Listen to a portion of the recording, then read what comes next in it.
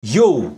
What is good? Welcome back to Josh on Point mga pare. So ngayon ang pag-uusapan natin, paano matanggal ang pagiging seloso mo. Yan, ready ka na? Hit mo na yung like button, share mo na rin, and let's go! Bad boy shake la kill, ako 10 toes down. Okay bro, you know what it is? Mga perfumes para iwas selos mga bro. Available tayo lahat. May mga stock tayo lahat. Announcement lang no.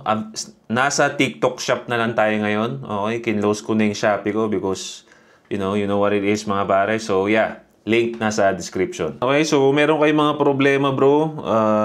Gusto nyo kong mag-react mga videos pare, send nyo sa aking Facebook. Alright? Hello bossing, good morning. No? Bago ako mag-ask, gusto ko lang malaman na sinunod ko yung payo mo. Okay? Kaya lang talagang pumipitik ako agad kapag may nakikita akong nakakausap niyang lalaki. Pag nakausap niya lalaki while duty niya. At ang malala doon, tuwing nakakatsyempo ako na kausap niya yung lalaki, katrabaho niya, yung utak ko, nabuo na ng senaryo as in. Kaya ayun, nagagalit ako ng sobra sa kanya at nakakapaglabas ako ng masasakit na salita. Hanggang sa napapahiya kami pareho. Dahil galit ako at nailalabas ko sa harap ng maraming tao. Nako. No to bro. No sa akin to mga ganito klaseng ugali, no? Pero sige, tignan natin pre, no? Tignan natin na pag-uusapan pa naman to. So may ipapayo ka ba sa akin, boss? Sana mapansin, thank you. Nai-stress na ako isipin kung bakit ako ganun. Kahit alam ko sa sarili ko na hindi naman ako ganun dati. Alright? Ako, proud akong sabihin to pare. Okay? Hindi ako mahihiyang sabihin to na isa ako sa mga sobrang seloso nung kabataan ko rin. Sobrang as in seloso ko. Okay? Nung high school, may girlfriend ako nun. Katabi niya. Okay? Katabi niya lang yung lalaki. Siyempre, co-ed sa di ba? Sa school, di ba? Halo babae lalaki. Kahit katabi niya lang pre, sobrang nagsiselos na ako, bro. Halos everyday, no, nakikita ko sila magkatabi lagi kasi ganun eh. Katabi niya babae, ako rin naman, katabi ko, babae, katabi niya lalaki. Na-girlfriend, boyfriend na kami nun. Araw-araw ko sila nakikita, bro, nagtatawanan, ganyan. Araw-araw din ako nagsiselos. Araw-araw ko din siyang chinachat na nagsiselos ako, bro. Okay? Pero wala namang magawa yung girlfriend ko noon kasi nga, magkaklase sila. Natural, mag-uusap sila, pre. Magkatabi pa sila. Parang magkaklase pa kami nun, ha? Magkaklase kami nun. Okay? Mas malala pa yung sa akin, bre. Kasi yung katabi niya nun, varsity pa ng basketball nun, bro. Oh. Varsity ng basketball yun, pre. Araw-araw ko nagsiselos, pre. Kung alam nyo lang nung high school, sobrang sa isang bata na wala pa naman kayang patunayan masyado, walang pera, saan nakukuha ng confidence? No? Saan nakukuha ng confidence para isipin na wala yan, wala lang yan. Di ba? Wala kayo doon, pre. No? Hindi nyo kaya yun.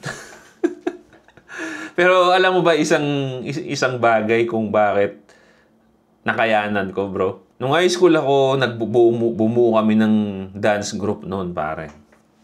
Bumuo kami ng dance group noon. May one time na choreography kami noon na sobrang nag-boom talaga sa buong school namin, bro. Kasi nag-popping ako noon, bro. Popping, pak. Tapos ako'y nasa gitna. Sumabog yun kasi buong high school noon, talagang General Assembly yun. Kung alam niyo yung General Assembly, pare. Talagang lahat ng bata nandun. So lahat makakapanood. Sumabog yun, pre. After ng performance namin noon, talagang nakapila yung mga babae nung talagang sinisigaw ko, galing mo, ganun. So dahil dun bro, kahit pa paano, naibsan, sabi ko, okay. Di ba? Marami rin pala ako ma-attract na babae dito sa ginagawa ko. So, pero after, nagtuloy-tuloy pa rin, magkatabi pa rin sila, ganyan, katawanan pa rin sila, tapos mag-boyfriend, girlfriend pa rin naman kami. nauuwi ko pa rin naman siya sa bahay ko noon. At kahit pa paano, naiibsan pre. Because meron na akong ginagawa na alam ko na may ma-attract akong ibang babae. Although syempre, mahal na mahal ko pa rin yung girlfriend ko noon. So, sobrang seloso pa rin ako. Kahit nag-uusap sila dyan, nasasaktan pa rin ako pre. Pero alam mo, medyo mahinahon ha. Ito college pre. Ito college. Ibang usapan naman to bro. Yung girlfriend ko noon, ibang section. Ibang section. At tas alam ng mga first year college kami, alam ng mga ano kasi pag black section ka nung college, parang high school lang setup, magkaklase kayo, di ba? Magkaklase pa rin kayo, hindi kayo lipat-lipat ng hindi iba-iba yung mga kasama nyo, sila't sila ang kasama mo. So, itong girlfriend ko na to nung college, sabay kami kumakain, pag lunch sabay kami. So, alam din ng mga tropa ko no, na may girlfriend ako at girlfriend ko siya. One time yun, ito naman, nananahimik ako, lumapit yung isa kong tropa. Pre, nakita ko yung girlfriend mo, may katawanan na lalaki, kasabay niyang naglalakad. Eh di puta, sobrang seloso na naman ako nun, pre. Sobrang seloso pa rin ako nun, pre. Nagpintig ngayon yung tenga ko. Ang ginawa ko nun, break kami, may break namin nun. Yung girlfriend ko nun, may klase. Ginawa ko, yung pintuan nung college nun, yung room namin nun, kita mo yung loob, salamin lang, malaking salamin, kita mo yung loob. Ginawa ko noon, pre, nakakahiya. Nandun ako, tumambay ako doon sa pinto, sa harapan, nakita yung salamin, kita ako sa labas, nakatitig ako sa mga classmate ng ganyan, oh.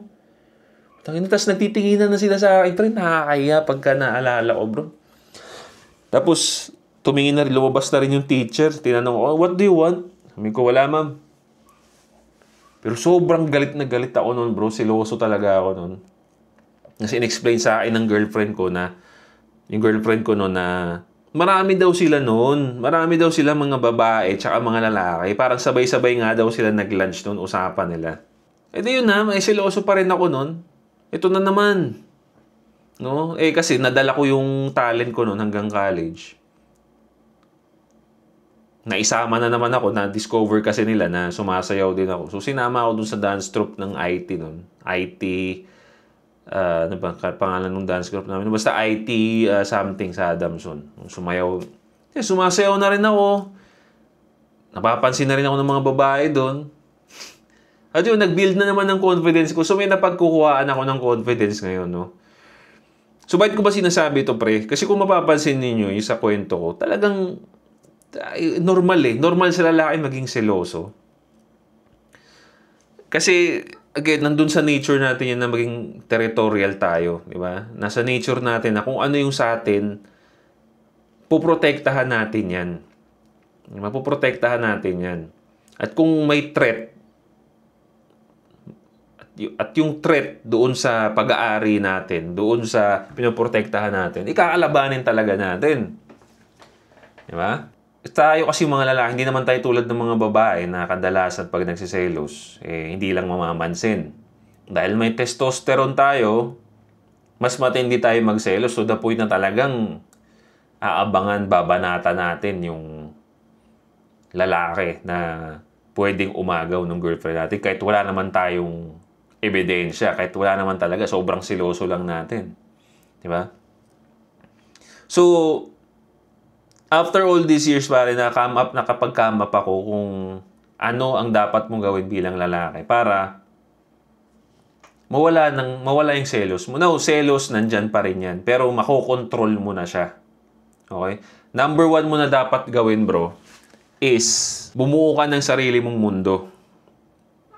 Okay? Kaya tayo sobrang protective dun sa babae natin because lahat ng activities mo, lahat ng ginagawa mo, involves the girl. Lahat kasama yung babae. So ngayon, pag yung babae ang mundo mo, nandun lahat ng galaw mo nasa babae, may takot ka ngayon na mawala siya. Yung mga babae ninyo, malaki na yan, hindi naman na bata yan eh. Diba? Na lagi dapat kasama ninyo.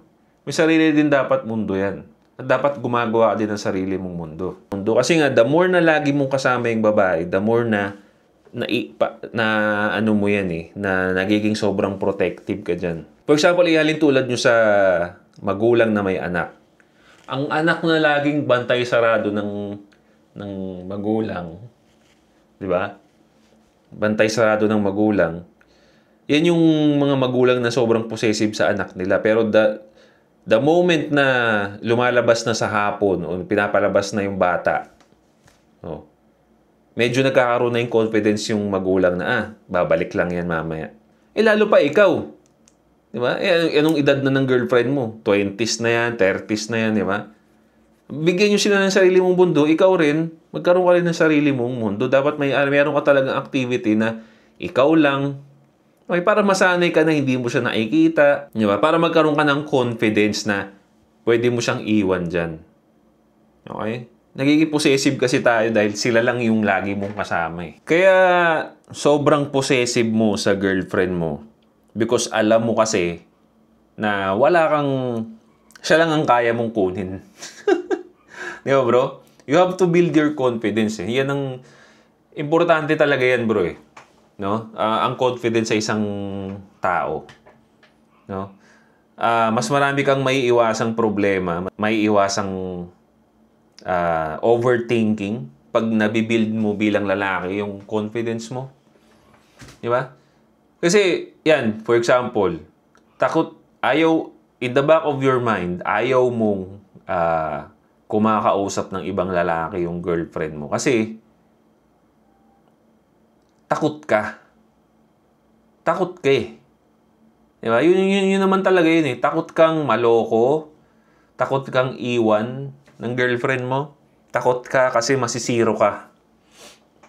Di ba? Kung tanggalin mo yung takot, wala na. Relax ka na. Di ba? Ito pare, sa asawa ko, no? IT yun. Di ba? So, most of the time, lalaki ang kasamang katrabaho niyan. Di ba? So, kung wala akong confidence, malamang gabi-gabi akong bad trip. No? Pero bakit sa tingin ninyo hindi? Right? Bakit? Una, syempre, mas pogi ako sa mga katrabaho niya. Di ba? Maglolokohan pa ba tayo dito? Saan ba manggagaling yung confidence niya? Confidence mo. Mas pogi ako, mas maskulado ako, mas marami akong pera, mas may dating ako. No? Mas matalino ako. Di ba?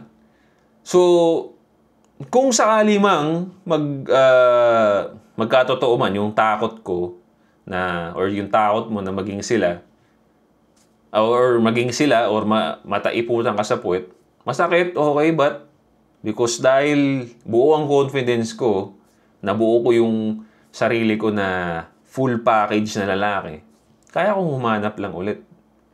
Yun ang wala sa'yo, bro. At I'm sure wala ka nun.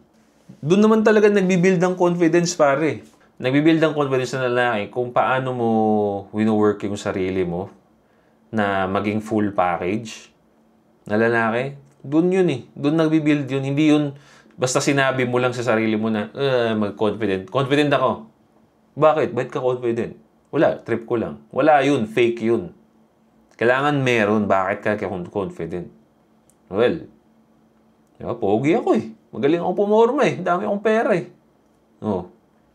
Dami akong skills eh. Diba? Wala nang paligoy-ligoy pare. Isa sa pagtanggal ng pagiging seloso mo, yung kakayanan mo na makakuha ulit ng babae. Yun ang number one.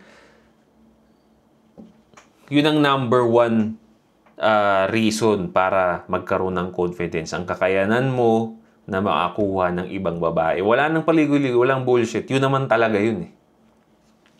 Diba? Ang isang lalaki na seloso, sagad, ay kasi walang choice eh. Walang choice na lalaki yun. Gusto mo ba yun? Wala kang choice. Hindi. Diba? Kaya nga tayo nagsi-self-improvement para magkaroon ng choice sa buhay. Sa babae, sa opportunity. Diba? Yun na yun. Okay mga pare?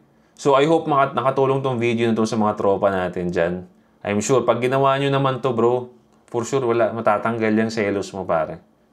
I'm sure, naman din ang ginawa ko eh. Nakita nyo naman kung gaano ako kasiloso dati. Alright mga bro, leave a comment down below kung ano masasabi ninyo.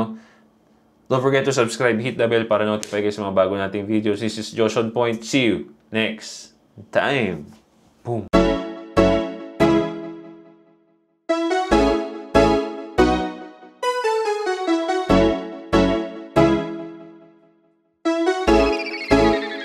GFAB.